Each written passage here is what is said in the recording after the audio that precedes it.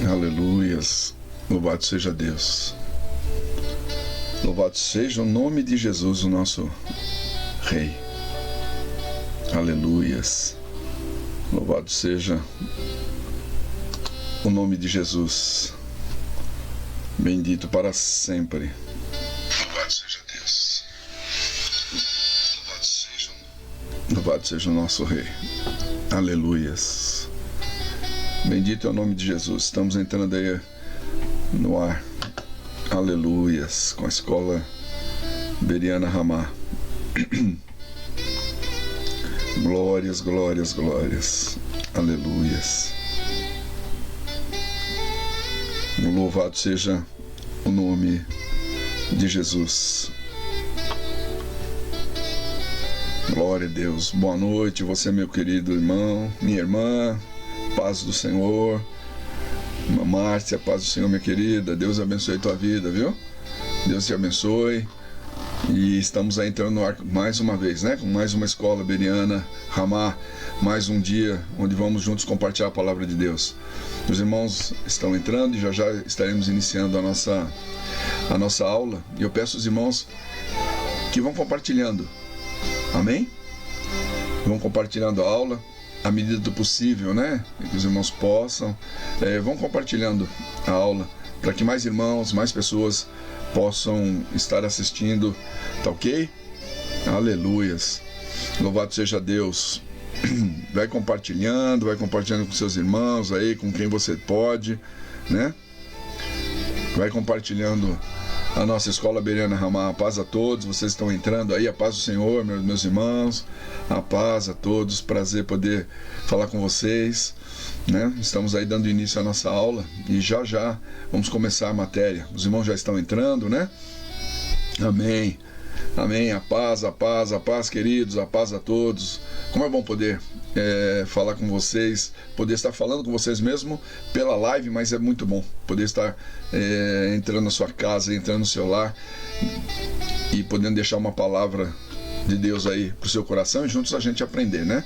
A palavra, isso é tremendo. Vai compartilhando, tá, irmão? O que eu tenho pedido, vai compartilhando para que mais irmãos possam estar assistindo. Eu tô vendo aqui, quando eu abaixo os meus olhos, eu vou vendo aqui no nosso monitorzinho, né? Os irmãos, as mensagens, amém. Olha que gostoso, né? Irmã Maria, olha só, socorro.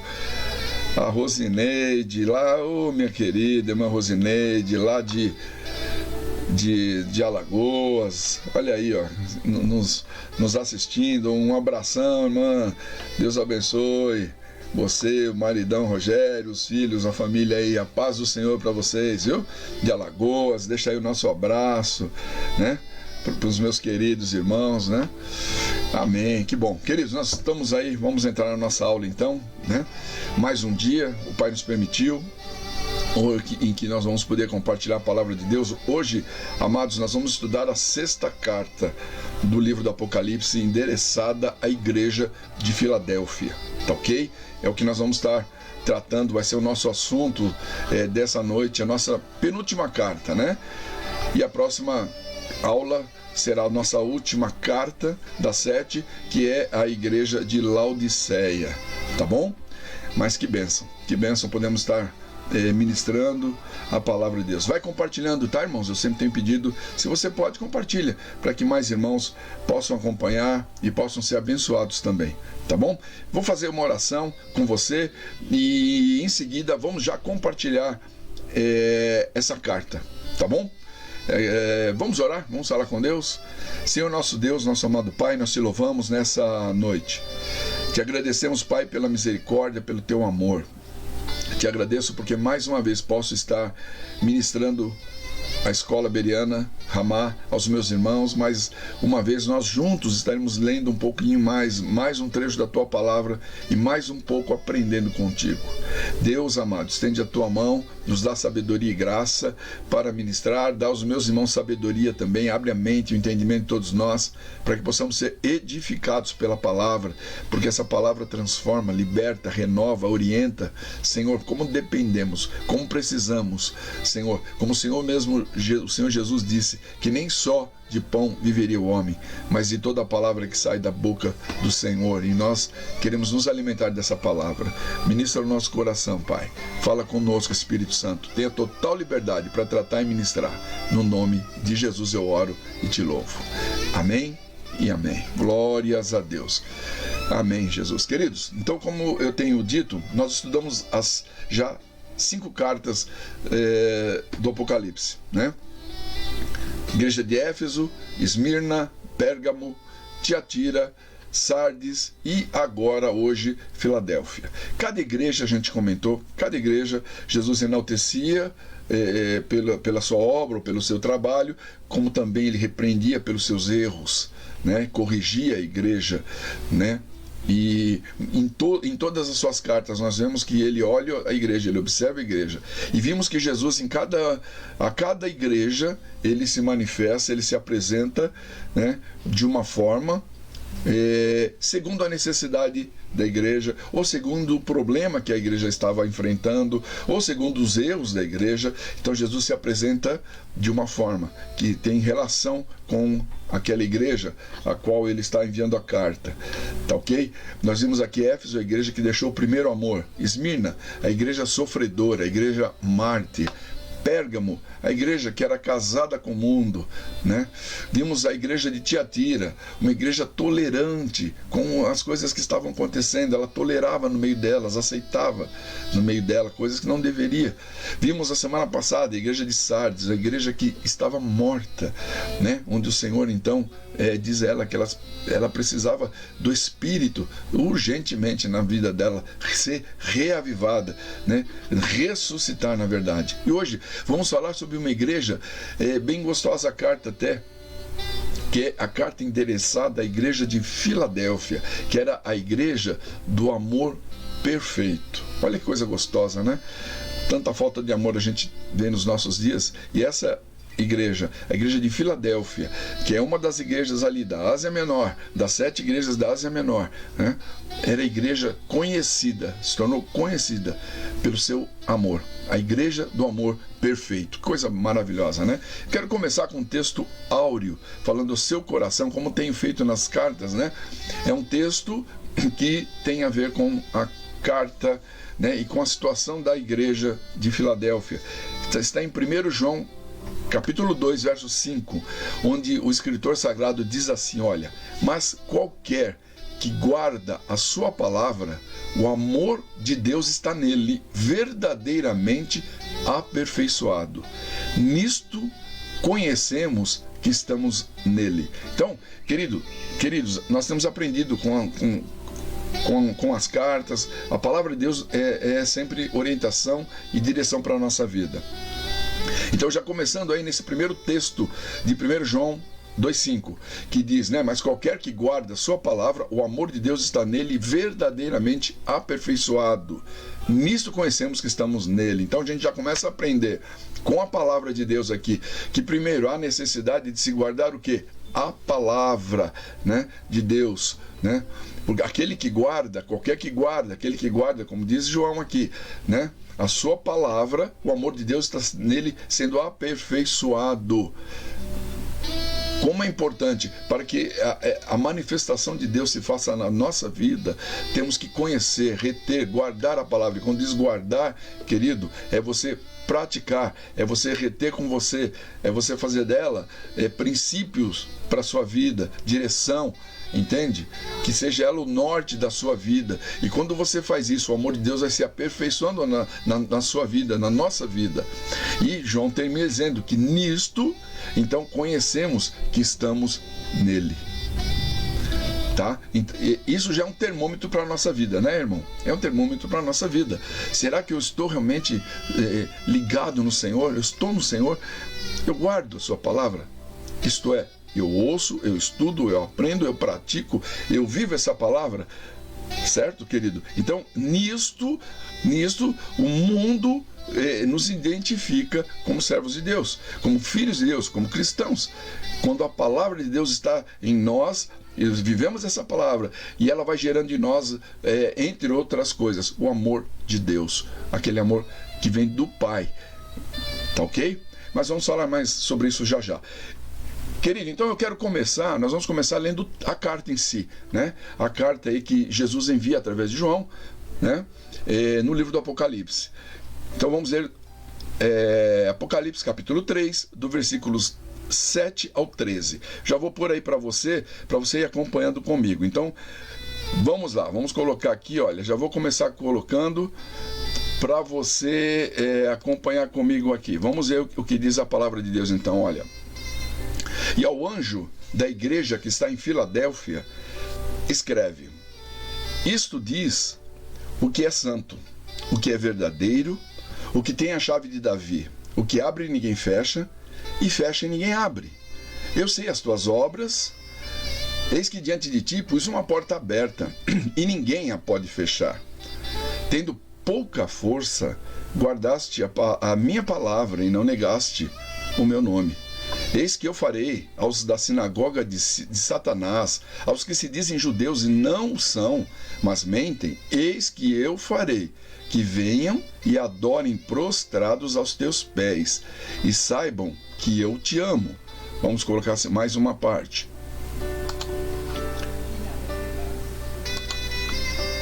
Eis que, como guardaste a palavra da minha paciência, também eu te guardarei da hora da tentação que há de vir sobre todo o mundo, para tentar os que habitam na terra. Eis que venho sem demora. Guarda o que tens, para que ninguém tome a tua coroa. A quem vencer, eu farei coluna no templo do meu Deus, e dele nunca sairá. E escreverei sobre ele o nome do meu Deus e o nome da cidade do meu Deus, a nova Jerusalém, que desce do céu, do meu Deus, e também o meu novo nome. Quem tem ouvidos, ouça o que o Espírito diz às igrejas. Amém, meu querido? Temos então aqui a leitura da carta, né? Essa igreja, querido, como eu já citei, a igreja de Éfeso, como também a igreja de Esmirna, que já estudamos lá atrás, foram as únicas 2 das 7 que não receberam por parte do Senhor nenhuma repreensão. Nós sabemos, queridos, que não existe igreja perfeita ou pessoas perfeitos, né? Como seres humanos, nós todos estamos sujeitos ao erro. Agora, querido, todavia, nós, como servos de Deus, como servos de Cristo, como igreja do Senhor, nós não podemos amar o pecado, né? E nem ser dominados por ele. O prazer no erro, o prazer no pecado, tem que ser algo que já não faça mais parte da nossa vida. Entende, amado? E nós vamos ver isso no estudo da carta a essa igreja, tá? Então, meu querido, eu já começo dizendo para você, luta, meu amado, luta para vencer, meu irmão, o pecado e o erro, e guardar no seu coração a palavra de Deus, a palavra de vida no seu coração, entende? Conforme a gente lê no livro de Salmos, quando o salmista, no Salmo 119, verso 11, ele diz assim, olha, escondi a tua palavra no meu coração para não pecar contra ti. Nós vamos vendo então no decorrer do estudo a importância da palavra e o que ela produz na nossa vida, né?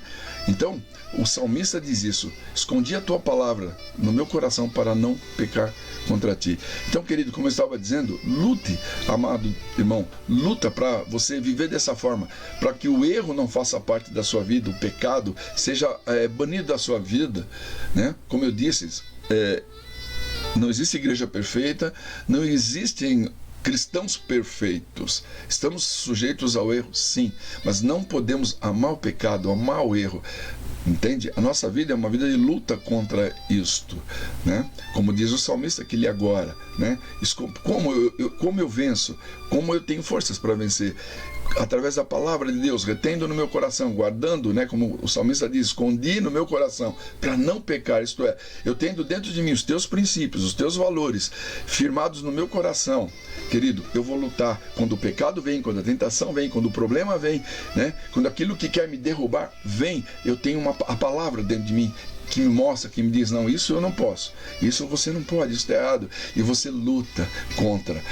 Para quê, querido? Para que no fim, amado, E a igreja de Filadélfia, nós vamos ver, eles tinham essa consciência, para que no fim, amado, e o fim está próximo, a gente vê como as coisas estão caminhando, amado, para que nesse tempo, quando chegar esse tempo, né, a gente possa ouvir como Jesus diz lá em Mateus 25, 35, onde ele diz assim, olha, vinde, benditos de meu Pai, possuí por herança o reino que está preparado desde a fundação do mundo. Pô, irmão, quem de nós não quer ouvir isto, né? Como nós desejamos, como cristãos, ouvir isso um dia. Jesus disse que os seus um dia ouvirão isto. Aqueles que estiverem à sua direita, quando for separado o joio do trigo, aqueles que estiverem ao seu lado, vão ouvir isso. Vinde, benditos de meu Pai, possuí a herança que está preparada desde a fundação do mundo. Então, querido, vale a pena a gente lutar. Bom, vamos continuar com o nosso estudo. Eu vou colocar aqui para você, irmão, eu não sei se você vai conseguir ler. É uma tabelazinha e talvez muitos estão vendo pelo celular, talvez você não enxergue direito as letras, mas eu vou ler para você, tá? É apenas um comparativo do que a gente já tem estudado, um comparativo entre as igrejas, tá? Eu vou colocar aí agora, ó, você vai ver, ó, entrou aí a tabelinha. Então, o que diz essa tabelinha? Ó, tem aí à sua esquerda, cada igreja, né, a referência bíblica, o texto lá onde está, no livro do Apocalipse, e o elogio ou a repreensão que o Senhor dá a cada uma delas, né? Então a gente vê aí, olha, só para a gente ir entendendo, a igreja de Éfeso, a primeira que lemos, Jesus elogia o que? O trabalho árduo dela, a perseverança, mas repreende o que? Que ela abandonou o primeiro amor.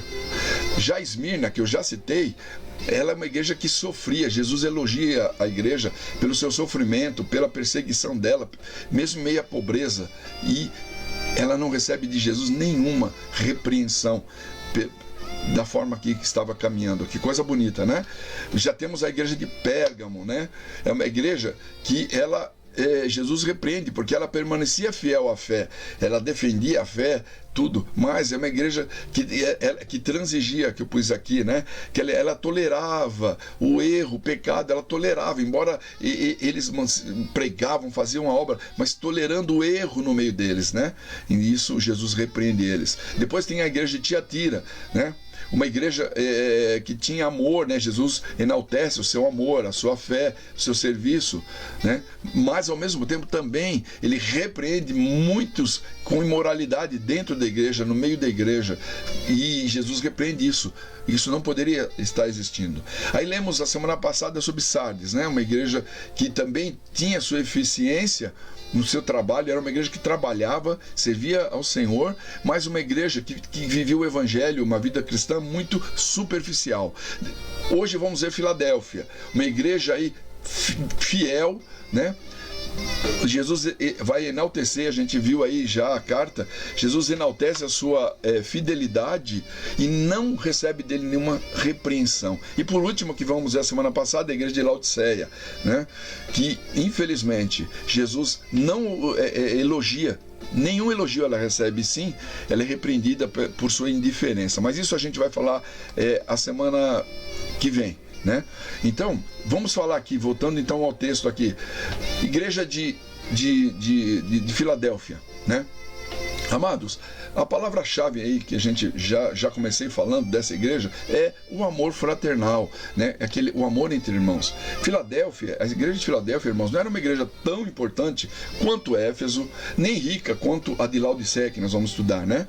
No entanto, ela possuía um amor, querido, tão grande entre eles e pelo Senhor, que desse amor eles tiravam forças da fraqueza. Isso é, o amor que eles tinham pelo Senhor, pelos irmãos, fortalecia a vida deles, fortalecia-os na caminhada, na jornada deles de fé, na obra. Apesar da pobreza material que eles possuíam, né? Olha que interessante, apesar de pobre materialmente, eles enriqueciam o mundo ao seu redor, as cidades, o povo ao redor dessa igreja, eles eram enriquecidos com as bênçãos eternas de salvação. Embora uma igreja materialmente pobre, né? Quer dizer, se na igreja de Filadélfia Sim, em Filadélfia, né? Existia algo que era realmente destacável, era o amor que eles tinham por Cristo, né? E, querido, é interessante que a gente lemos lá, e vamos citar mais um pouquinho no decorrer, que para uma igreja como a igreja de Filadélfia, uma igreja que exalava amor entre os irmãos, amor pelo Senhor, né? O amado deles, Cristo, ele abre para eles, então, como a gente leu, uma porta que ninguém poderia fechar, né? Jesus escancara, na verdade, as portas para a evangelização, para a obra missionária. O reino de Deus era levado e crescia. As fronteiras foram abertas para essa igreja, porque é uma igreja que manifestava fidelidade e amor. Uma coisa tremenda, né? Vamos falar mais um pouquinho aqui. Então, a igreja de Filadélfia, como eu falei das outras, como a gente tem falado, levava esse nome porque ficava, né, na cidade de Filadélfia. Então, a igreja em Filadélfia, né? Então, só uma observaçãozinha aqui, né? A cidade foi estabelecida pelo rei Attalus Filadelfos, né? Talvez por isso o nome, né, da cidade de Filadélfia, né? Segundo ele, né? Attalus Filadelfo II, segundo, né? Em 189 a.C., tá? O território hoje, esse território da igreja de Filadélfia é ocupado pela cidade de Al-Serrir, situada a 130 quilômetros a leste de Esmínia, na Turquia, tá? É onde fica hoje esse território, tá? Agora, a igreja de Filadélfia em si, querido, né, a semelhante das outras igrejas, semelhantemente às demais que a gente já citou da Ásia Menor, né, ela também foi estabelecida aqui pelo apóstolo Paulo e mais alguns outros membros aí da sua equipe que trabalhava com ele. Lembra que eu falei? A estadia de Paulo ali naquela região, as suas viagens, ele foi estabelecendo igrejas, e a de Filadélfia também foi mais uma dessas aí, né? Nós não temos muitas informações a respeito da igreja de Filadélfia, mas uma coisa que ficou histórico e conhecido foi justamente o amor fraternal existente nessa igreja, tá? E é tão gostoso, a gente já lemos a carta ali, a gente vê que para uma igreja como essa, né, cheia de amor, Jesus então escreve uma carta carinhosa para elas. A gente vê que ele elogia a igreja, né?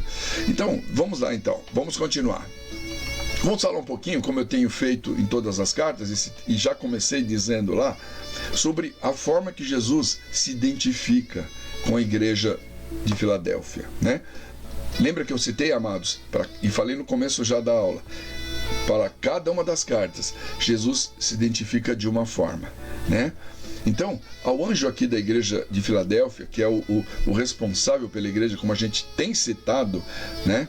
Jesus se identifica como aquele que é verdadeiro e santo, tá?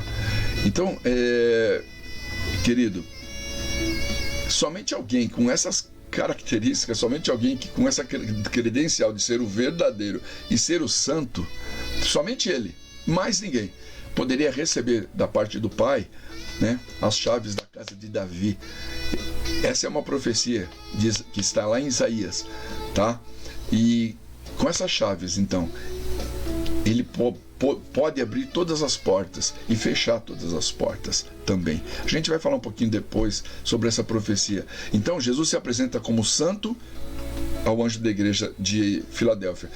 O santo, o verdadeiro e o que tem nas suas mãos, a chave da casa de Davi.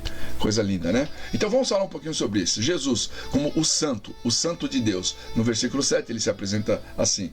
Querido, uma coisa que a gente frisa, já pode frisar e aprender, que santidade, meu querido, é um dos atributos, ou o principal, de Cristo, tá? A santidade, né? Embora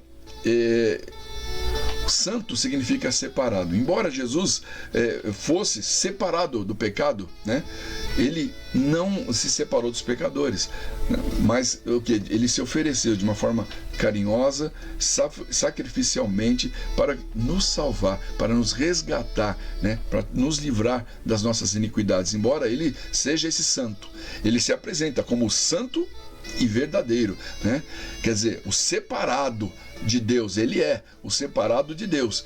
Mas embora ele se apresente à igreja de Filadélfia dessa forma, né, como o santo, o separado de Deus, querido, ele não separou-se, não se afastou de nós pecadores, né? Mas o que? Ele se oferece para nos resgatar, porque ele é misericordioso. O livro de Hebreus fala sobre isso. Eu vou ler para você, eu não pus no slide, mas eu leio para você, Hebreus 2,14. Olha só, diz assim: portanto, visto como os filhos são participantes comuns da carne e sangue, também ele semelhantemente participou das mesmas coisas, para que pela morte derrotasse aquele que tinha o poder da morte, isto é, o diabo. Amém? Ele fez isso, querido, para nos dar vida. Derrotou aquele que tinha o poder da morte e hoje nos trouxe vida. Amém? Então Jesus, o Santo de Deus, esse foi um dos atributos que ele se qualifica, né? Que ele apresenta-se ao anjo da igreja de Filadélfia. E se ele é santo, querido, uma coisa óbvia, ele requer da sua igreja o quê? Pureza, santidade. Aí eu ponho aí o próximo slidezinho para você. Olha aí o que diz o próximo slidezinho aí, ó. Ele diz assim, então, né? Deixa eu... tá aqui. Ele diz aí, olha, 1 Pedro 1,16 diz assim: porquanto está escrito, sereis santos, porque eu sou santo. Reforçando, né, querido? Ele exige da sua igreja, então, como santo que ele é, ele exige da sua igreja o quê? Santidade. Porquanto está escrito, sereis santos, porque eu sou santo, né? Portanto, querido, Filadélfia devia ser conhecida também pela santidade, né? Pois sem esta ninguém verá o Senhor. Olha o que fala Hebreus, então, né? Confirmando aí o versículo seguinte: segui a paz com todos e a santificação, sem a qual ninguém verá ao Senhor. Amém, queridos? Então a gente vê aqui que esse Cristo que se apresenta à igreja de Filadélfia como santo, ele exige da sua igreja santidade, né? Santidade. Lemos aí Pedro, né? O versículo que lemos, Pedro falando justamente isso, né? Sereis santos, porque eu sou santo. E também diz: segui a paz com todos e a santificação, sem a qual ninguém verá ao Senhor. Queridos, estamos buscando viver uma vida santa? Como eu falei semana passada, eu tenho inclusive ministrado a respeito disso, né? Às vezes, amado, a santidade tem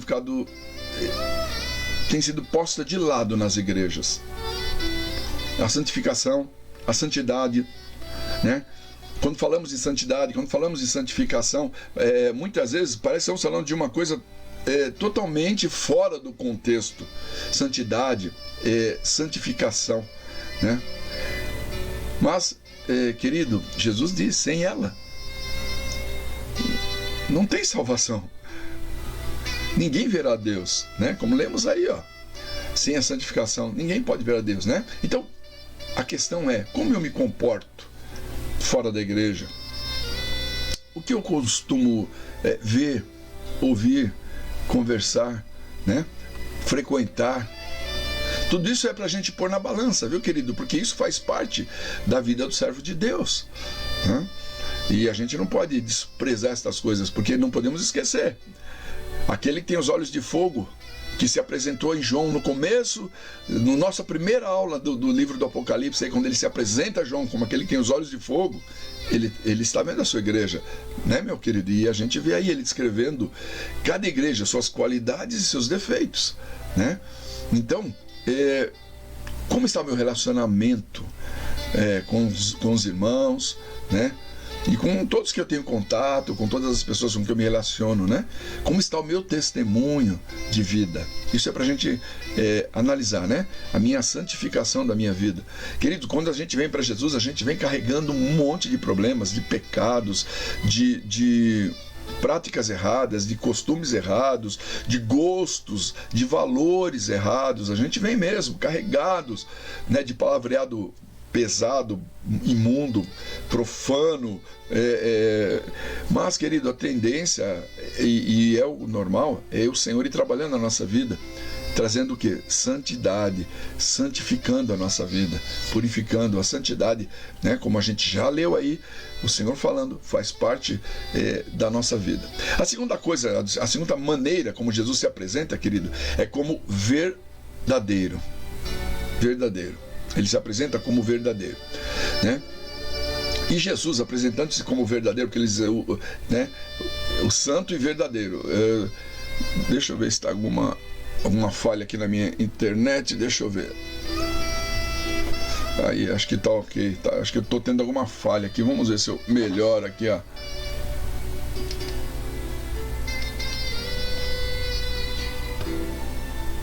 Aí, acho que tá voltando, tá falhando aqui, não sei o que tá vendo aqui.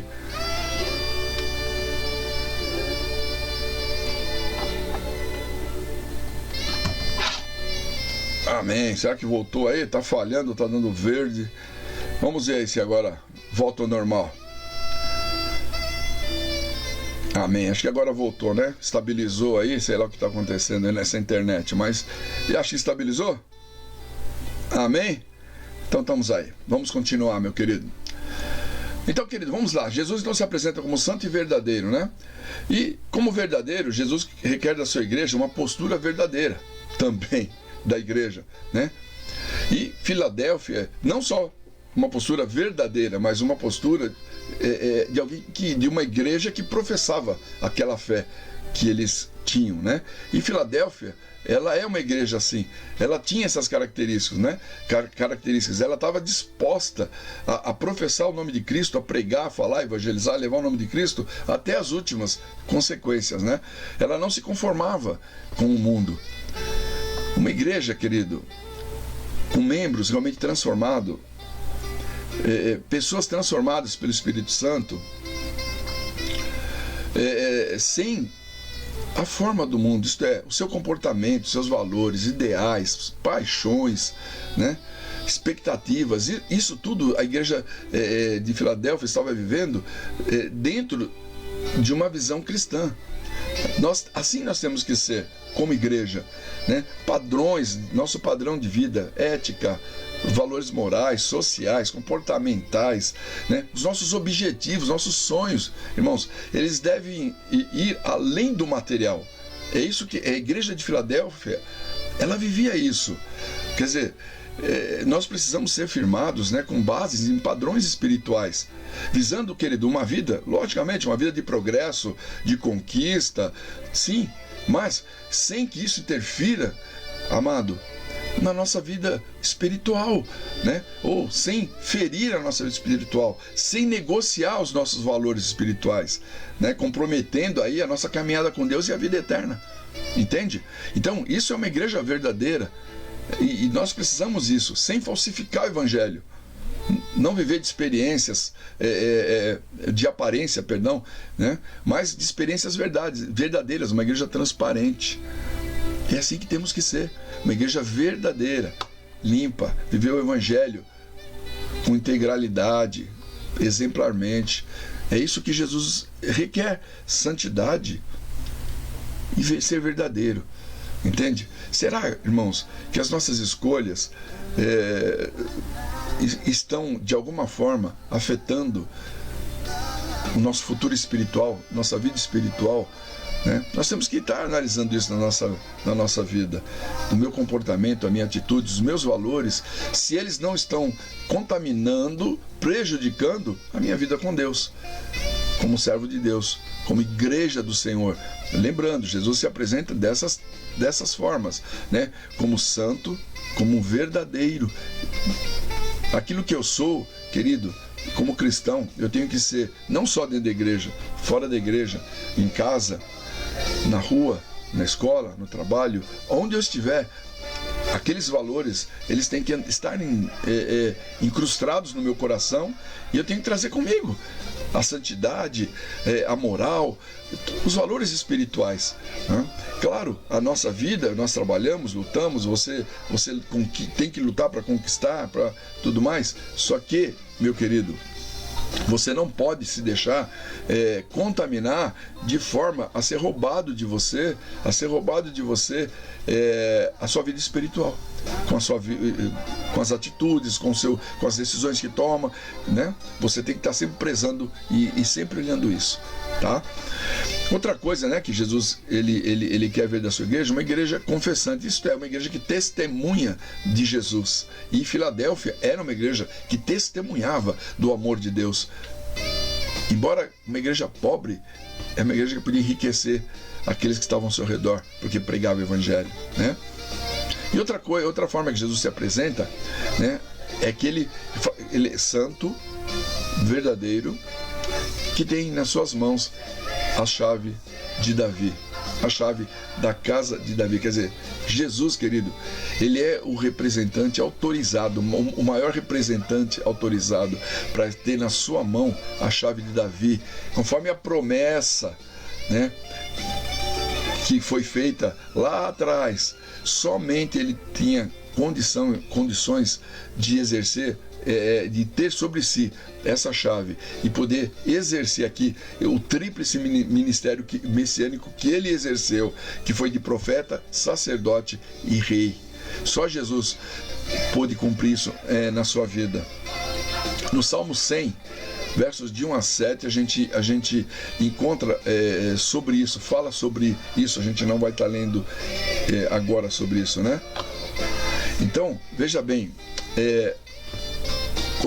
quando Jesus diz que ele tem nas suas mãos as chaves de Davi, como eu disse, isso é cumprimento de uma profecia de Isaías 22. Quando o Senhor falando ali, o Senhor está falando a Eliaquim, um homem que Deus estava levantando para governar ali Israel, mas essa profecia ela é para Eliaquim e ela é para o Messias que viria, entende?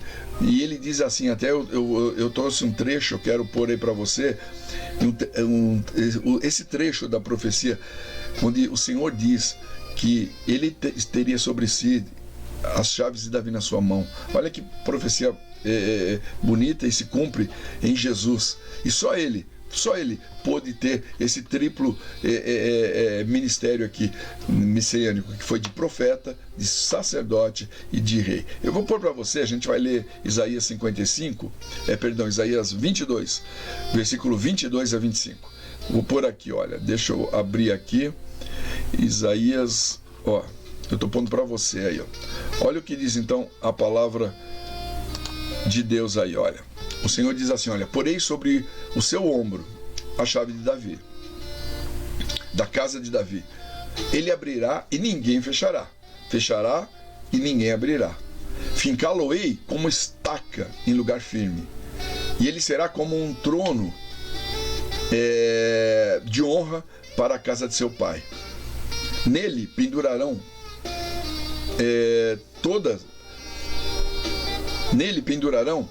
toda a responsabilidade da casa de seu pai, a prole e os descendentes, todos os utensílios menores, desde as taças até as garrafas.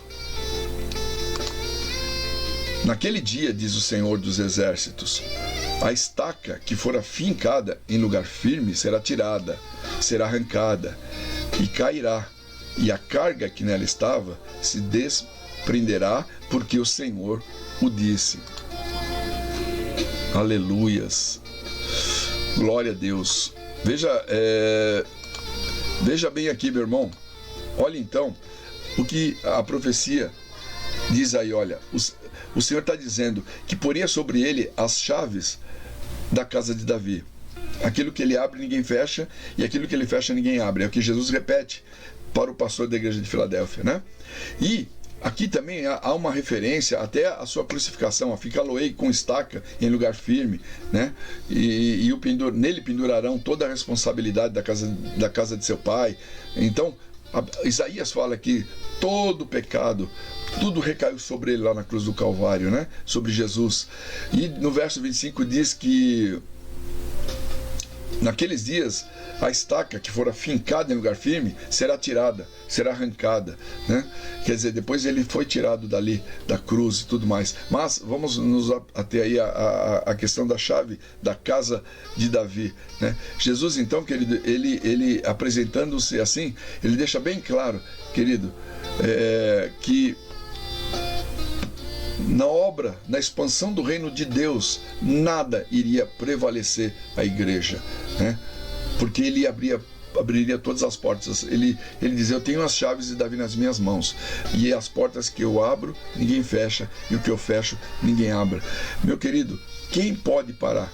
Quem poderá parar a obra do Senhor na nossa vida, na tua vida? Quem poderá impedir o agir do Senhor, o operar de Deus?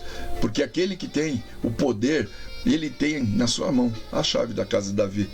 Entende, meu querido? O que ele abre, ninguém fecha. E o que ele fecha, também ninguém abre. Ninguém vai prevalecer contra a igreja. Eu até quero deixar aqui, vou ler também em Mateus. Jesus falou sobre isso ainda. Quando Jesus ainda estava com seus discípulos, Jesus cita isso. Eu quero ler para você aqui, olha. Eu vou pôr para você aqui, ó. Vamos ler. Olha aí o que diz Mateus 16, de 13 a 19. Diz assim: olha, tendo Jesus chegado às regiões de Cesareia e de Filipe, interrogou seus discípulos dizendo: quem dizem os homens ser o filho do homem? Responderam eles: uns dizem que é João o Batista, outros Elias, outros Jeremias, ou alguns dos profetas. Mas vós, perguntou-lhe Jesus, quem dizeis que eu sou? Respondeu Simão: tu és o Cristo, o Filho do Deus vivo. Disse-lhe Jesus: bem-aventurado és tu, Bar-Jonas, porque não foi a carne e o sangue que te revelou, mas meu Pai que está nos céus. Pois também eu te digo que tu és Pedro, e sobre esta pedra edificarei a minha igreja. E as portas do Hades, ou do inferno, depende da tradução, né, não prevalecerão contra ela. Dar-te-ei as chaves do reino dos céus. O que ligares, pois, na terra será ligado nos céus, e o que desligares na terra será desligado nos céus. Portanto, meu querido irmão, não há portas fechadas, né, aos que se dispõem a ganhar o mundo para Cristo, fazer a obra, trabalhar e servir a Deus. Não tem portas fechadas. Jesus disse: as portas do inferno não vão prevalecer contra quem? Contra a igreja do Senhor. Não vão prevalecer as portas do inferno. Amém? Então, querido, mais uma característica da igreja de Filadélfia: era uma igreja amorosa, uma igreja paciente, uma igreja que confessava Jesus, né? Sendo uma igreja rica em amor, ela também era abundante em obras e em virtudes. A igreja de Filadélfia, né? A gente vai ver aqui, então, embora Jesus ele não especifica nenhuma das obras dessa igreja, querido, mas a igreja cumpria com amor aquilo que a obra de Deus fazia com amor, né? O amor era a maior de todas as obras dessa igreja, mas era uma igreja que perseverava em manter, em cumprir a grande comissão. Quer dizer, embora uma igreja pobre, querido, é uma igreja que ela levava amor, levava a palavra de salvação ao perdido, levava uma palavra de esperança, querido, ao aflito, né? Uma de vida para aquele que estava morto espiritualmente, né? É uma igreja que cumpria o ID. Ela cumpria essa obrigação de levar o amor de Deus, falar do amor de Deus. Era tamanho o amor que ela tinha pelo Senhor, que ela não deixava de testemunhar, de levar esse amor a outros que precisavam. Olha o que diz a palavra de Deus, confirmando isso, né? Porque, amado, o ID é uma ordenança para mim e para você. O pregar, o fazer discípulos, o evangelizar, o testemunhar de Jesus às pessoas, meu amado, é um compromisso que nós temos, e é algo que a igreja de Filadélfia fazia com muito amor, cumpria isso de forma zelosa, perseverante, esse chamado da grande comissão, entende? Olha o que diz a palavra de Deus. Jesus está dizendo aqui, eu vou ler 2 textos para você, vamos ver aqui, ó. Olha o que diz a palavra, em Mateus 28, 19, 20, diz assim, olha, portanto, Jesus está dizendo, portanto, ide E fazei discípulos de todas as nações, batizando-os em nome do Pai, do Filho e do Espírito Santo, ensinando-os a observar todas as coisas que eu vos tenho mandado. E eis que eu estou convosco todos os dias até a consumação dos séculos. Amém? Jesus dá essa orientação aos seus discípulos. E depois de ressurreto, antes dele subir aos céus, ele dá mais uma orientação aos seus apóstolos, ali em Atos 1:8, que a gente vai ler também, que eu separei para você, onde Jesus diz assim: olha, mas recebereis poder ao descer sobre vós o Espírito Santo, e ser-me-eis testemunhas, tanto em Jerusalém, como em toda a Judéia, em Samaria e até aos confins da terra. Amém, querido? Somente uma igreja, meu amado, amorosa, ela pode se preocupar com a evangelização, com a obra missionária. Por quê? Porque ela ama as pessoas, ela se preocupa com as vidas, né? E isso era um ponto forte na igreja de Filadélfia. Uma igreja amorosa, uma igreja confessante, uma igreja paciente. Então, amar é um ponto que vimos. Era a maior das obras dessa igreja. E também era uma igreja que evangelizava, que ganhava almas. Outra coisa que a gente vê, era uma igreja, a igreja de Filadélfia, que tirava força na fraqueza. Ela não era uma igreja forte, a igreja de Filadélfia. Jesus mesmo fala no verso 3 no verso 8, perdão, do capítulo 3, ele diz assim: olha, eu sei as tuas obras. Eis que diante de ti pus uma porta aberta e ninguém pode fechar. Tendo pouca força, guardaste a minha palavra e não negaste o meu nome. Olha, tendo pouca força, guardaste a minha palavra e não negaste o meu nome. Pela fé, queridos, a igreja de Filadélfia sabia tirar força na fraqueza, caminhando pela fé. Querido, a fé nos move, a fé nos leva à frente, a fé nos faz caminhar. Olha, Hebreus 11, 34, o livro de Hebreus, capítulo 11, especificamente, ele fala sobre os heróis, sobre aqueles que pela fé conquistaram, fizeram a obra, né?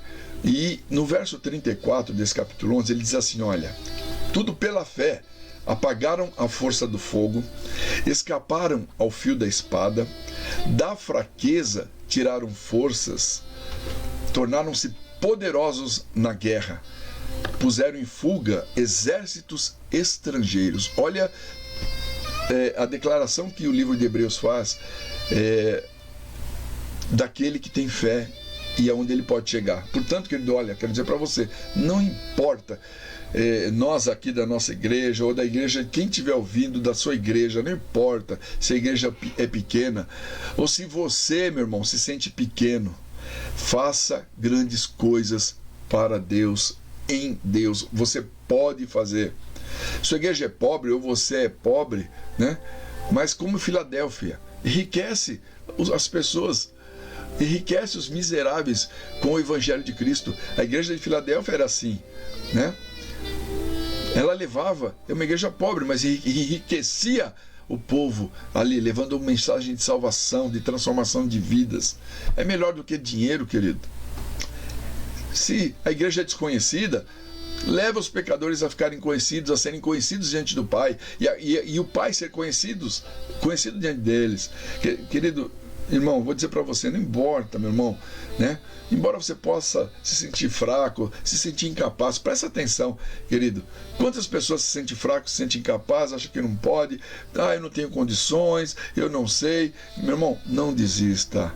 Não desista do chamado, não desista do seu ministério, querido. Não desista do que Deus põe na sua mão e que você pode fazer. Creia nisso, né? Pela fé, meu amado, você pode realizar grandes coisas em Deus, para Deus e através dele. Querido, não espere o ponto de você estar pronto para encarar os desafios que a obra de Deus requer de mim, de você. Querido, Jesus falou que os campos já estão brancos, prontos para a colheita, e ele disse, olha, rogue ao Senhor da Seara para que envie os obreiros. A obra precisa de obreiros, de pessoas que vão, que evangelizam, que fazem a obra, que ajudam, que cooperam. O reino de Deus está precisa disso, mas muitas vezes nós ficamos nos achando incapaz. Não fica esperando, irmão, você ser capaz, você ter toda e plena condição, não. Deus vai te capacitar e vai te aperfeiçoando durante a tua caminhada com Ele. Entende? A igreja de Filadélfia que estamos falando, nós lemos ainda, Jesus mesmo diz, eu sei da tua pouca força, eu conheço a tua pouca força, mas isso não foi impedimento, não. A fé, o amor, um incentivando o outro, não, irmão, vamos fazer. Querido, o amor nos leva a isso. Quando o irmão faz algo na igreja, mesmo que não seja do seu agrado, mesmo que não seja o melhor no seu ponto de vista, mas quando você ama aquele irmão, você ama a irmã, você incentiva, não, irmão, bênção, vamos lá, conta comigo, vamos fazer cada vez melhor. É assim, isso soma. Entendeu? Olha só, mas eu me sinto tão fraco. Querido, você não é o único que se sentiu assim. Eu separei dois exemplos apenas, eu peguei, né? Primeiro do profeta Jeremias, tão conhecido profeta Jeremias, né? Quando Deus o chama, ele diante de Deus, ele se considerou um menino, eu não tenho capacidade, eu sou como um menino, Senhor. E olha o que Deus diz para ele, Jeremias 1, versos 6 e 7 e 8. Jeremias 1, de 6 a 8. Deus está chamando Jeremias, dando a ele uma responsabilidade e enviar Jeremias. E Jeremias se sente como um menino incapaz. Muitas vezes, irmãos, é isso. Eu não sou capaz, eu não posso, eu não tenho condição. Meu querido, se você se dispõe e falar, Senhor, eis-me aqui, Deus vai começar a capacitar você, vai levantar você. E muitas vezes é daí que vai surgir um grande ministério na tua vida. Jeremias, vou ler para você, Jeremias 1, de 6 a 8, diz assim, olha, então disse eu, Senhor Deus, eis que não sei falar, porque sou um menino. Mas o Senhor me respondeu, não digas, eu sou um menino, porque a todos a quem eu te enviar, irás, e tudo quanto te mandar, dirás. Não temas diante deles, pois eu sou contigo, para te livrar, diz o Senhor. Olha que coisa linda. O Senhor diz a Jeremias, não diga sou um menino, não. Para quem eu te enviar, você vai. E o que eu mandava dizer, você vai dizer. Entendeu? Não temas, não. Pois eu vou contigo aí para livrar você. Olha que coisa linda. Isso fica para você, irmão. Você, irmã. Você que às vezes tem medo. Não só no ministério, na sua vida, querido. Na sua vida. Às vezes tem medo de encarar desafios profissionais, de lutar. Irmão, não tenha medo. Peça a Deus direção. Pai, me abençoa. Pai, vai à minha frente. Senhor, eu preciso. E vai em frente, meu irmão. Vai com fé, vai com coragem. Deus vai abençoar você. Buscando sempre, obviamente, direção e oração diante de Deus, em oração, pedindo direção, pedindo que Ele vá abrindo portas, vai te abençoando. Mas não tenha medo. Entende? E no caso específico aqui que eu estava falando, né? No caso específico da obra de Deus, às vezes um chamado a gente tem medo, não quer cumprir, não se acha capaz. Meu querido, basta você se dispor. Você dizer, Senhor, eis-me aqui, eu quero aprender, eu quero crescer, eu quero fazer melhor. Deus vai te capacitar, tá? Outro que eu pus e vou citar para você é Gideão. Gideão, quando Deus o chama, Israel estava sendo subjugado pelos inimigos, que entravam, devastavam, roubavam tudo, né? E Deus então escolhe Gideão. E Gideão, quando recebe o chamado de Deus, meu irmão, ele simplesmente se considera o menor e o menos capacitado. Ele se apresenta a Deus, ele diz, olha, eu sou o menor da casa do meu pai, e a casa do meu pai e minha família é muito pobre. Para que eu possa fazer alguma coisa para ti, quem sou eu? Para livrar o povo de Israel. Juízes capítulo 6, do versículo 14 ao 16. Eu vou ler para você, presta atenção, irmão. E vai guardando no coração aí, amém? Você pode dar uma glória a Deus, os irmãos estão aí na live aí, né? Estão me ouvindo, tá tudo ok, meus queridos? Olha o que diz Juízes 6, de 14 a 16. Diz assim, olha, virou-se o Senhor para ele e lhe disse, vai nessa tua força e livra Israel da mão de Midian, porventura não te envio eu? Replicou-lhe Gideão, Senhor meu, com que livrarei Israel? Eis que a minha família é a mais pobre de Manassés, e eu, o menor da casa de meu pai. Quer dizer, ele já se justifica, ele já se justificou para não fazer. Senhor, mas como eu vou fazer? Eu sou o menor da casa do meu pai, eu sou o menos importante da casa dele, e a minha família é mais pobre. Senhor, como eu vou, né? Como eu vou fazer isso, Senhor? Como eu posso ir? Mas diz o verso 16, tornou-lhe o Senhor a dizer, né? Porquanto eu hei de ser contigo, tu ferirás aos midianitas como um só homem. Olha só que coisa tremenda. Deus está dizendo a ele, Gideão, eu sei quem você é. Eu sei da sua capacidade, da falta de capacidade, eu sei tudo isso. Mas se eu vou contigo, porque eu vou contigo, você vai ferir toda essa nação como se fosse um homem só. Olha que coisa, que diferença, irmão, que faz quando o Senhor está conosco. O Senhor é com você, irmão. Creia nisso. Você, meu irmãozinho, minha irmãzinha, creia que Deus é contigo, e Deus te capacita, Deus te sustenta. Amém? E o terceiro ponto aqui da igreja de Filadélfia é uma igreja amorosa, né, e perseverante. Quer dizer, em meio a toda a perseguição que essa igreja passava, né, a igreja de Filadélfia jamais negou o nome do Senhor, embora perseguida, embora enfrentando lutas, né, mas eles não negaram o Senhor. No versículo 8 do capítulo 3, na parte B, diz assim: guardaste a minha palavra e não negaste o meu nome. Apesar de tudo, ela não cedeu, querido, ao Império Romano aí que pressionava, né? Por quê? Porque a igreja de Filadélfia era compromissada, não com o reino romano, não com o Império Romano, mas com o Império de Deus, com o reino de Deus. Ela tinha um compromisso, ela não cedeu. Querido irmão, olha, eu vou dizer para você, o cristão verdadeiro, ele pode passar por situações difíceis, de afrontas, perseguição, desfeita, discriminação. Tudo isso a gente passa, querido, mas nem por isso ele nega a sua fé. Entende? Não fica triste se você passar por incômodos, né? Não fique triste.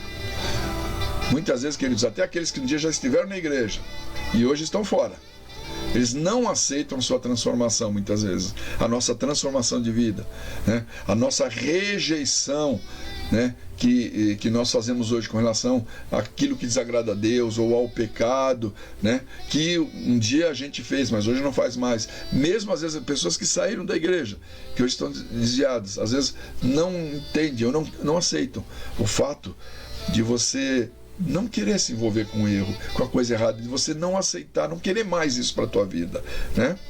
Mas querido, uma coisa é triste, mas é uma verdade. Por onde um dia, diante do juízo de Deus, todos vão passar.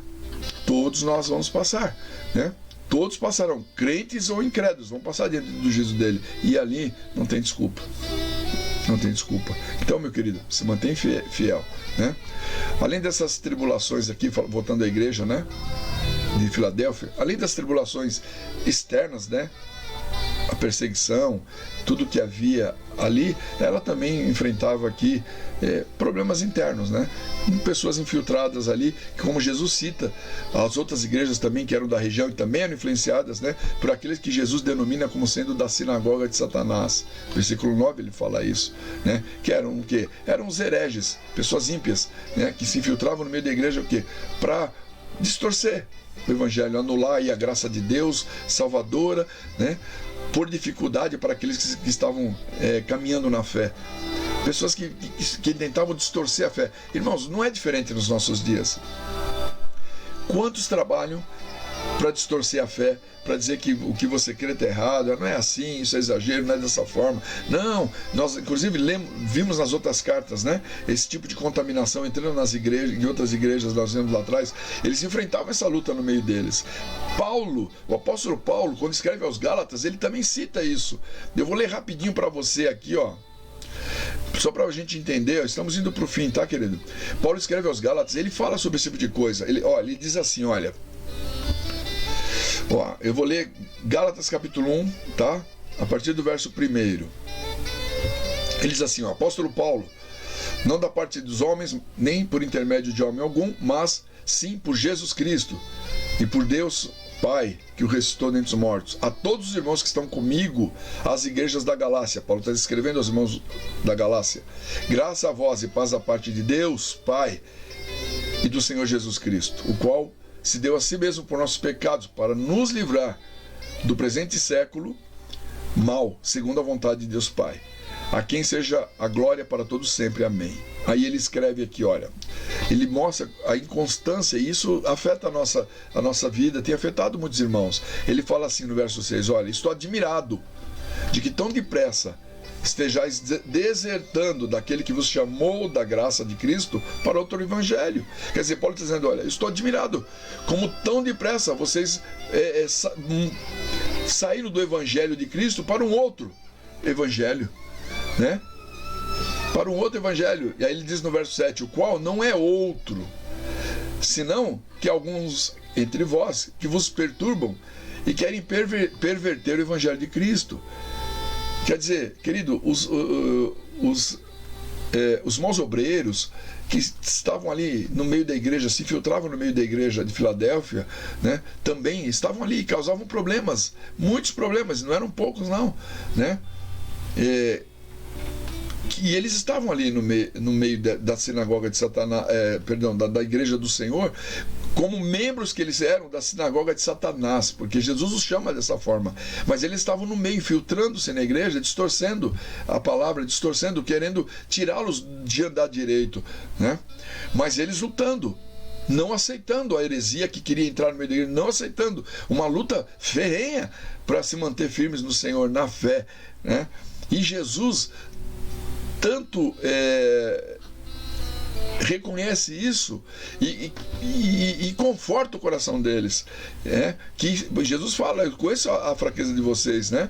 Mas eu luto essa causa por vocês. Ele diz no verso 9, olha que Jesus fala assim, olha, eis que eu farei aos da sinagoga de Satanás, aos que se dizem judeus e não são, mas mentem, eis que eu farei que venham e adorem prostrados aos seus pés e saibam que eu te amo. Então, querido, veja bem, isso eu digo para você, fica tranquilo, viu? Jesus batalha as nossas batalhas, Ele guerreia a nossa guerra, as nossas lutas. Sei que não é fácil, irmão, sei que muitas vezes lutamos muito para nos manter fiéis a Deus, para andarmos segundo essa palavra, bendita palavra, né? Eu sei que lutamos para isso, mas saiba que Jesus luta a sua guerra, Jesus luta por você, viu, meu querido?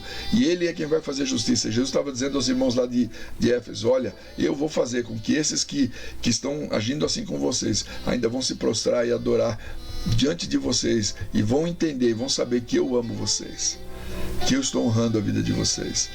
Que coisa tremenda, né, queridos? Que coisa maravilhosa, né?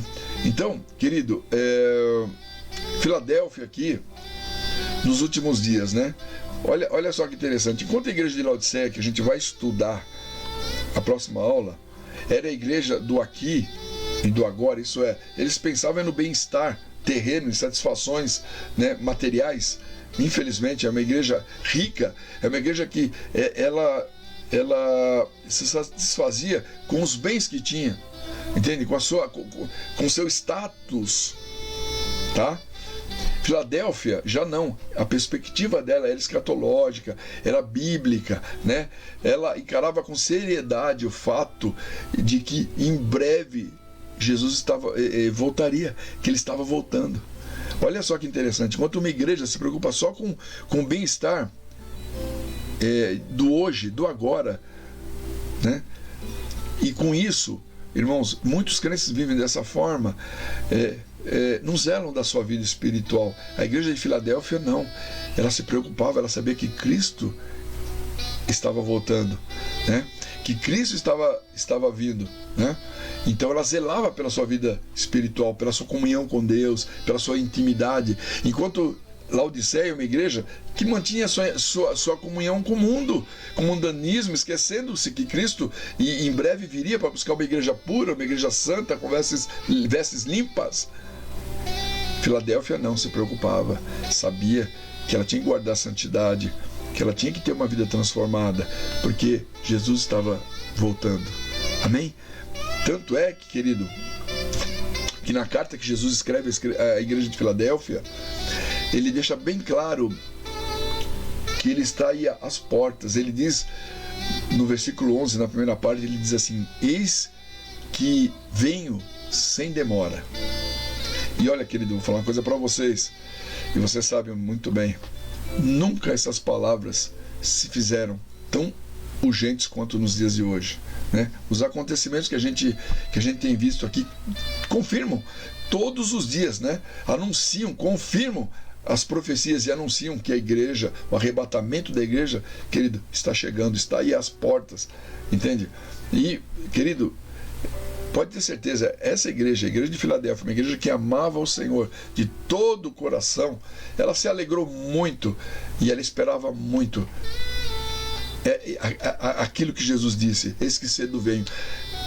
Como eles deviam estar ansiosos, esperando esse momento, né, da volta do Senhor. Eles desejavam a volta do Senhor. Paulo, quando escreve a Timóteo, no capítulo 2 Timóteo, capítulo 4, verso 8, irmão, Paulo diz assim: desde agora a coroa da justiça me está guardada, a qual o Senhor, justo juiz, me dará naquele dia, e não somente a mim, mas também a todos os que amarem a sua vinda. E você, querido, você ama? Você deseja a volta de Jesus? Paulo desejava. Os irmãos de Filadélfia estavam ansiosos por isso. Querido, Jesus está voltando. Jesus está voltando. E como igreja, nós temos que desejar e amar a volta de Jesus, tá? Querido, a igreja de Filadélfia, eles passavam por grandes lutas, muitas tribulações, muitas lutas eles passavam, né? Mas uma coisa, querido, essa igreja sabia, que o Senhor não ia permitir que eles viessem a enfrentar a grande tribulação, porque Jesus disse a eles, né? Jesus diz a eles, e a gente vai ler aqui no versículo 10, Jesus diz assim: olha, como guardaste a palavra da minha paciência, também eu te guardarei da hora da tentação que há de vir sobre todo mundo, para tentar os que habitam na terra. Olha só, existe uma promessa, irmão, não tenha medo. A gente vive dias difíceis, vive. Temos visto coisas acontecer que assustam. Temos. Mas antes que chegue, querido, a angústia final, Jesus virá nos arrebatar. Nós cremos assim, entende? E estaremos para sempre com Ele nos ares. Ele disse à igreja aqui de Filadélfia: olha, como guardaste a minha paciência, também eu te guardarei da hora da tentação que há de vir sobre todo mundo, para tentar os que habitam na terra. Os irmãos de Filadélfia, irmãos, eles tinham essa esperança no seu coração. E quando ouviram essas palavras de Jesus, acredito eu que eles exultaram, jubilaram, porque sabiam que com tudo que estavam passando, quando viesse o pior dos momentos, o Senhor os guardaria. E, irmão, pode ter isso com você. O Senhor tem te guardado na angústia, na luta, no problema, no pior momento. Ele guarda a tua vida, Ele guarda a sua igreja. Amém? O apóstolo Paulo, ele escrevendo, falando sobre isso, sobre o Senhor os guardar, o apóstolo Paulo aqui, quando ele escreve aos irmãos de Filipos, aos filipenses, né? A Tessalônica, aos irmãos de Tessalônica, aos tessalonicenses, né? Ele fala justamente sobre isso. Ele diz assim, né? Eu vou até pôr já para você ler. Estamos indo para o finzinho já, tá, queridos? Ele diz assim, olha, não quero, irmãos, porém, que sejais ignorantes acerca dos que já dormem. Paulo está falando aqui aos irmãos sobre o arrebatamento da igreja, porque isso, querido, é o que nós esperamos agora, é a volta de Cristo, é a volta de Jesus. E Paulo, ele estava instruindo nessa carta aos irmãos de Tessalônica, e ele diz isso: olha, eu não quero que vocês sejam ignorantes acerca daqueles que já morreram, né? Para que vocês para que não vos entristeçais como os outros que não têm esperança. Irmãos, nós temos esperança com relação aos nossos queridos que já foram. Nós sabemos que eles estão no Pai, sabemos isso. Paulo diz assim, então eu estou lendo aqui, acho que eu não citei para você, né? 1 Tessalonicenses 4, de 13 a 17. Agora o versículo 14 diz assim, porque se cremos que Jesus morreu e ressurgiu, Assim também aos que dormem, Deus, mediante Jesus, os tornará a trazer juntamente com ele. Aí aqui no verso 15, aí eu pus para você aí porque é o que eu quero chamar a atenção. Olha o que ele diz aí, ó. Ele diz assim, olha, verso 15. Dizemos, pois, isto pela palavra do Senhor, que nós, os que ficarmos vivos para a vinda do Senhor, de modo algum precederemos os que já dormem, quer dizer, não subiremos antes, porque o Senhor mesmo descerá do céu com um grande brado e voz de arcanjo, ao som da trombeta de Deus, e os que morreram em Cristo ressuscitarão primeiro. Depois, nós, os que ficarmos vivos, seremos arrebatados juntamente com eles nas nuvens, ao encontro do Senhor nos ares, e assim estaremos para sempre com o Senhor. Amém, querido? E assim estaremos para sempre com o Senhor. Amém, querido?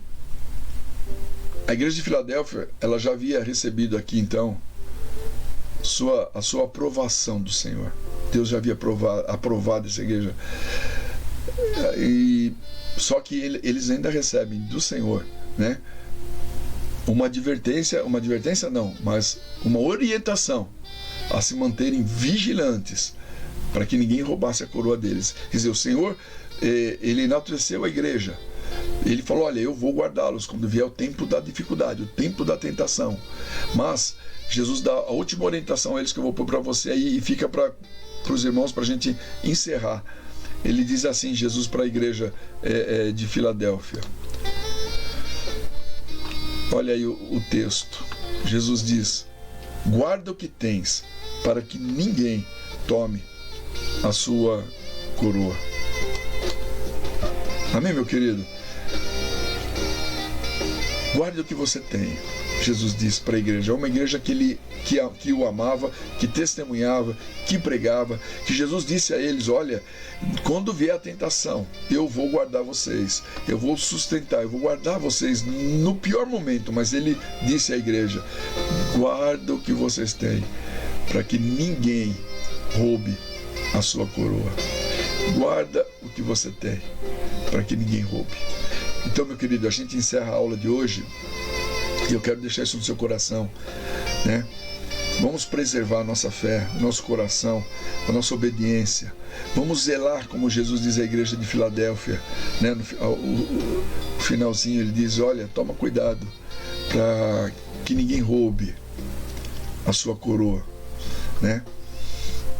Deus nos ama, o Senhor nos ama. E ele termina aqui no versículo 12, Jesus diz assim, olha,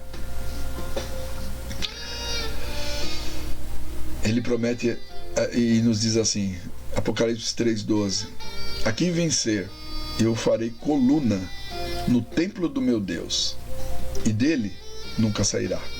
E escreverei sobre ele o nome do meu Deus e o nome da cidade do meu Deus, a nova Jerusalém que desce do céu do meu Deus, e também o meu novo nome. Querido, essa promessa é para você. Sabe o que isso significa?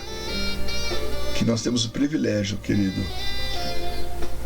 de morarmos no céu. Vamos ter o privilégio de morar lá por toda a eternidade, juntamente com o nosso Deus nos céus.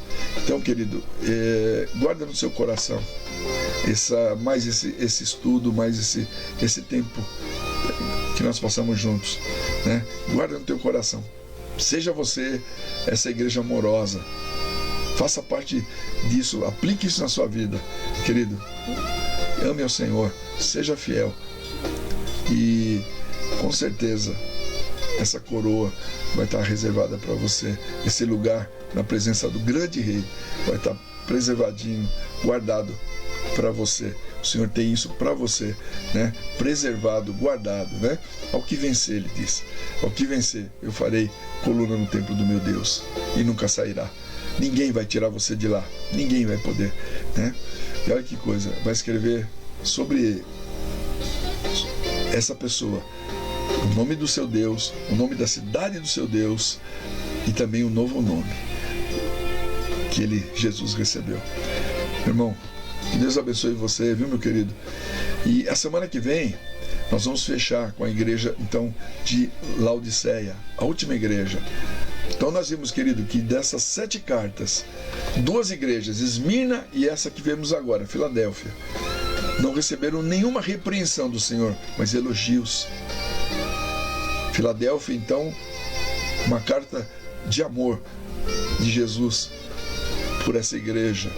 E vamos ver a última, a igreja de Filadélfia, de Laodiceia, né? Aí a gente fecha as 7 cartas e depois retomaremos na outra semana um novo tema aqui. Semana que vem eu vou estar passando para os irmãos, tá? Mas espero que você tenha sido abençoado, né? Que, meu irmão, você permaneça firme em Jesus. Desse mundo não levamos nada, querido, nada vamos levar. Um dia todos vamos passar diante desse tribunal de Cristo, diante desse Deus. Um dia vamos todos estar ali, né? Grandes ou pequenos, não importa, todos vamos estar ali. Então, meu irmão, que Deus abençoe tua vida. Foi um prazer poder falar com vocês, estar com vocês aí. Obrigado por cada irmãozinho, né, que participou, que tem estudado essas 7 cartas. Espero, irmãos, que essas 6 cartas que já estudamos possam ter ficado guardadas no teu coração, né? De uma forma bem simples a gente está colocando, mas espero que isso tenha, você possa ter assimilado e guardado com você. Tá bom, meu querido? É um prazer, que Deus te abençoe. Eu quero orar ainda por você. Quero dizer, meu irmão, que domingo o nosso culto, Santa Ceia, né, do Senhor, vai ser maravilhoso. Queridos, bem provavelmente agora, nessa semana, já teremos o nosso culto de quarta-feira presencial, tá bom? Além da live, né, do online, mas presencial, tá, queridos? Vamos retomando as coisas, né? Pondo a casa em ordem aí. Então, muito provavelmente na quarta-feira o nosso culto já será presencial. Vamos avisá-los, tá ok? Domingo, Santa Ceia do Senhor, lá da igreja, às 10 horas da manhã. E os irmãos que não podem ainda estar vão tomar em casa, como a gente também tem feito. Quero orar com você. Vamos orar, irmãos? Pai querido, no nome de Jesus, estamos diante da tua santa e doce presença. Obrigado por cada irmão. Obrigado por cada vida. Estende sobre os teus filhos a tua mão, guarda, livra de todo mal. Pai, nos abençoa, que essa palavra possa frutificar no nosso coração, possa crescer no nosso coração. Pai, que nós possamos a cada dia ser edificados através dessa palavra. Tua palavra nos traz vida. Abençoa cada irmão, cada lar, cada família. Senhor, que a tua bênção os acompanhe, os guarde, os livre. Senhor, sustenta a fé no coração dos meus irmãos. Senhor, que eles não esmoreçam diante das lutas, mas, Senhor, que o vínculo do amor possa, Senhor, ser forte entre eles, o amor entre si e o amor por Ti, Senhor, possa ser forte, porque esse amor nos fortalece, esse amor nos sustenta. E como a igreja de Filadélfia, na luta e na tribulação, através do amor eles tiraram forças e perseveraram. Senhor, que seja assim a nossa vida. Abençoe e guarde os meus irmãos, cura os enfermos, traz a tua bênção, prospera, supra a necessidade daqueles que estão passando por momentos difíceis. No nome de Jesus eu oro e te louvo. Aleluias. Irmão, Deus abençoe você. Eu te amo. Conta com a vida do pastor. O que precisar, eu sempre tenho falado, irmão. O que precisar, pode nos procurar, pode falar conosco, tá? Nós te amamos. Fica na paz, em nome de Jesus. Fica com Deus.